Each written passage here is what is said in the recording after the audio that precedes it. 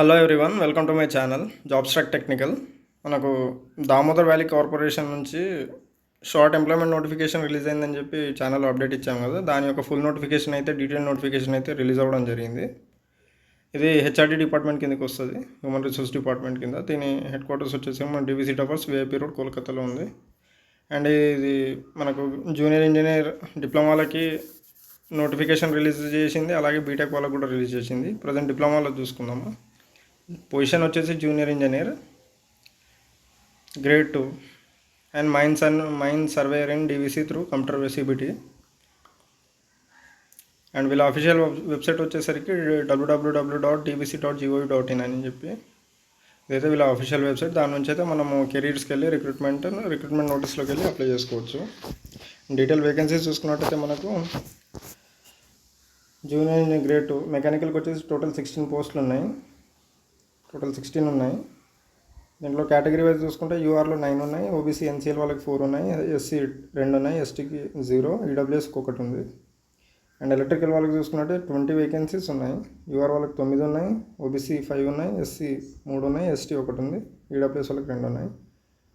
And C and I వీళ్ళకైతే 2 వేకెన్సీలు మాత్రమే ఉన్నాయి, ఒకటి యూఆర్కి ఒకటి ఎస్టీకి. సివిల్ వాళ్ళకి 20 ఉన్నాయి, యూఆర్ 9 ఉన్నాయి, ఓబీసీ 5 ఉన్నాయి, ఎస్సీ 3 ఉన్నాయి, ఎస్టీ 1 ఉంది, అండ్ ఈడబ్ల్యూఎస్కి 2 ఉన్నాయి. అండ్ కమ్యూనికేషన్స్ వాళ్ళకైతే 2 ఉన్నాయి, ఓబీసీకి 1, ఎస్సీకి 1. అండ్ మైన్ సర్వేయర్కి వచ్చేసరికి మనకు టోటల్ 4 వేకెన్సీలు 3 అన్రిజర్వ్డ్ ఉన్నాయి, ఒకటేమో వీళ్ళకి ఓబీసీ ఎన్సీఎల్ వాళ్ళకైతే కేటాయించడం జరిగింది. అండ్ ఏజ్ లిమిట్ చూసుకుంటే జేఈ లెవెల్ అయితే 18 ఇయర్స్, మినిమం 18 ఇయర్స్ ఉండాలి, మ్యాక్సిమం 28 ఇయర్స్ ఉండాలి. అండ్ మైన్ సర్వేయర్కి వచ్చేసి మనకు మినిమం ఏజ్ వచ్చేసరికి 18 ఉండాలి, మ్యాక్సిమం వచ్చేసరికి 30 ఇయర్స్ అయితే ఉండాలి. అండ్ స్కేల్ ఆఫ్ పే చూసుకుంటే మనకు as per pay levels, services pay level చూసుకున్నట్టయితే మనకు సేమ్ ఎస్ఎస్సి జేఈ లెవెల్లో ఉంటుంది salary. SSC JEE, RRB JEE, DRDO ఆ బేసిక్ ఏదైతే ఉందో లెవెల్ 6 బేసిక్, ఆ బేసిక్ అయితే ఇవ్వడం జరుగుతుంది. గ్రూప్ బి లెవెల్లో ఇది. అండ్ డీటెయిల్గా ఎడ్యుకేషన్ క్వాలిఫికేషన్ చూసుకున్నట్టయితే మనకు జేఈ మెకానికల్కి వచ్చేసరికి 3 years full time diploma engineering technology చేసి ఉండాలి ఒక రికగ్నైజ్ ఇన్స్టిట్యూట్ నుంచి. పర్సంటేజ్ వచ్చేసి 65% కంటే తక్కువ ఉండద్దు. జనరల్ వాళ్ళకి, ఓబీసీ ఎన్సీఎల్, ఈడబ్ల్యూఎస్ వాళ్ళకి, అండ్ ఎస్సీ ఎస్టీ పీడబ్ల్యూడీ వాళ్ళకి అయితే 60% కంటే తగ్గి ఉండద్దు.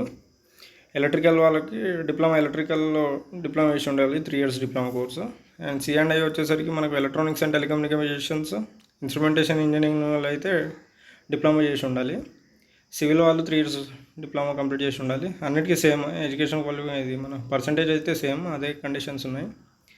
అండ్ ఇది వచ్చేసరికి టెలికమ్యూనికేషన్ జేఈ గ్రేడ్ కమ్యూనికేషన్స్ వాళ్ళకైతే ఎలక్ట్రానిక్స్ అండ్ టెలికమ్యూనికేషన్ లేదా టెలికమ్యూనికేషన్ ఇంజనీరింగ్ లేదా ఎలక్ట్రానిక్స్ అండ్ కమ్యూనికేషన్ ఇంజనీరింగ్లో డిప్లొమా చేసి ఉండాలి. మైన్ సర్వేయర్కి వచ్చేసరికి మెట్రికులేషన్ సరిపోతుంది, 65% ఫర్ జనరల్ వాళ్ళకి, 60% ఫర్ ఎస్సీ ఎస్టీ పీడబ్ల్యూడీ వాళ్ళకి. అండ్ సర్వేయర్ సర్టిఫికేట్ ఉండాలి, టీజీఎంఎస్ ఇష్యూయేషన్ సర్టిఫికేట్ ఉండాలి, లేదా డిప్లొమా ఇన్ మైనింగ్ కానీ, మైనింగ్ సర్వేయింగ్ కానీ, మైనింగ్ అండ్ మైన్ సర్వేయింగ్లో డిప్లొమా అయినా చేసి ఉండాలి. Higher education qualifications BE, BTech, MTech, ME etcetera with or without diploma is not allowed. Higher qualifications ఏవైతే ఉన్నాయో వాళ్ళైతే ఎలిజిబుల్ కాదని చెప్పి మెన్షన్ చేయడం జరిగింది. ఎవరైతే హైయర్ క్వాలిఫికేషన్ డిగ్రీ పొజెస్ చేస్తున్నారో వాళ్ళైతే ఎలిజిబుల్ కాదు. Although they appear in CBT, their candidature is liable for cancellation even after appointment.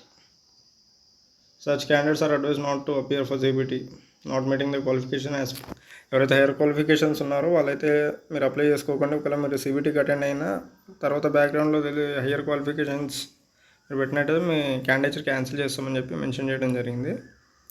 And age limits వచ్చేసరికి 18 to 28 on closing date of online application. Crucial date వచ్చేసరికి అది. Age relaxation SC ST OBC NCL వాళ్ళకి, పీడబ్ల్యూడీ వాళ్ళకి, ex servicemen వాళ్ళకి as per government of India guidelines ప్రకారం అయితే age limit relaxation ఉంది. No upper age limit for DVC departmental candidates. And relaxations అవి చూసుకుంటే నార్మల్స్. నెక్స్ట్ మనకు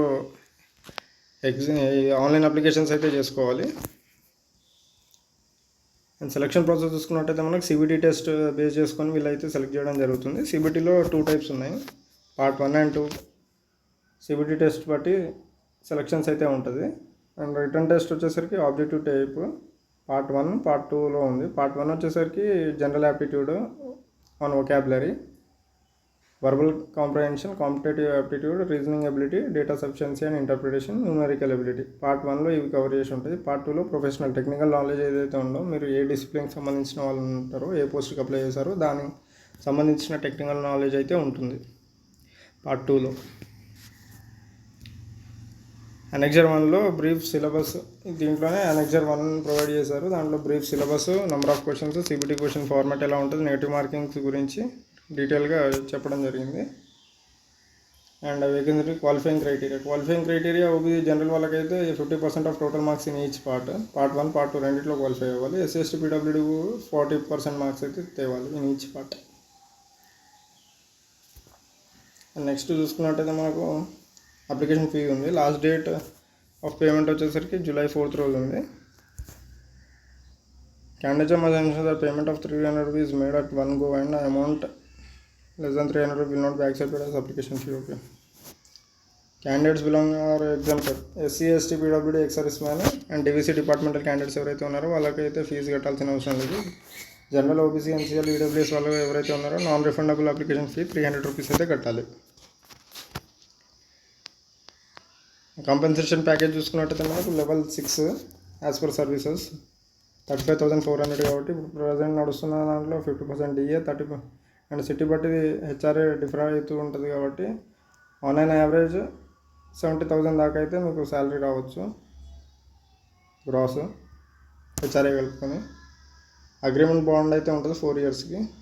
probation period 1 year. Then thereafter serve the organization for at least 3 years. Overall 4 years అయితే agreement bond అయితే ఉంది. And general instructions చూసుకోండి, ఒకసారి చదువుకోండి. దీని యొక్క డిస్క్రిప్షన్, ఈ పీడిఎఫ్ డీటెయిల్స్, ఈ లింక్ నేను మీకు డిస్క్రిప్షన్లో ఇస్తాను. ఎవరైనా ఒకసారి పీడిఎఫ్ చెక్ చేసుకోవాలంటే అక్కడ నుంచి డౌన్లోడ్ చేసుకొని చెక్ చేసుకోండి. అండ్ సిబిటి టెస్ట్ యొక్క డీటెయిల్స్ డివిసి వెబ్సైట్లో ఫర్దర్గా అప్డేట్ అవుతూ ఉంటుంది. సో ఆ వెబ్సైట్ ఏదైతే ఉందో ఆ వెబ్సైట్ అయితే రెగ్యులర్గా చెక్ చేస్తుండండి. అండ్ ఇప్పుడు మనము ఒకసారి అనెక్జర్ 1లో చూసుకుందాము అసలు ఎగ్జామ్ క్రైటీరియా ఎలా ఉంది అనేది. అనెక్జర్ 1 ఇది. ప్యాటర్న్ ఆఫ్ క్వశ్చన్ పేపర్ వచ్చేసరికి మనకు ఇంగ్లీష్ లాంగ్వేజ్లో ఉంటుంది objective, English and Hindi except the test of English knowledge objective. ఏదైతే ఇంగ్లీష్కి సంబంధించిన క్వశ్చన్స్ ఉన్నాయో అవి మాత్రమే ఇంగ్లీష్లో ఉంటాయి. మిగతా పేపర్ అంతా ఇంగ్లీష్ అండ్ హిందీలో కంబైన్డ్ ఉంటుంది. అండ్ డ్యూరేషన్ ఆఫ్ సిబిటి వచ్చేసి 2 hours ఉంటుంది. పార్ట్ 1 అండ్ పార్ట్ 2 రెండు కంబైన్ చేసుకొని 2 hours అయితే మీకు టైం ఇస్తారు. And number of question each part వచ్చేసరికి GAT and technical knowledge test. జిఏటీలో 30 numbers ఆఫ్ క్వశ్చన్స్ ఉంటాయి and 70 numbers of questions for technical knowledge test. Total 100 questions ఉన్నాయి, 2 hours టైం.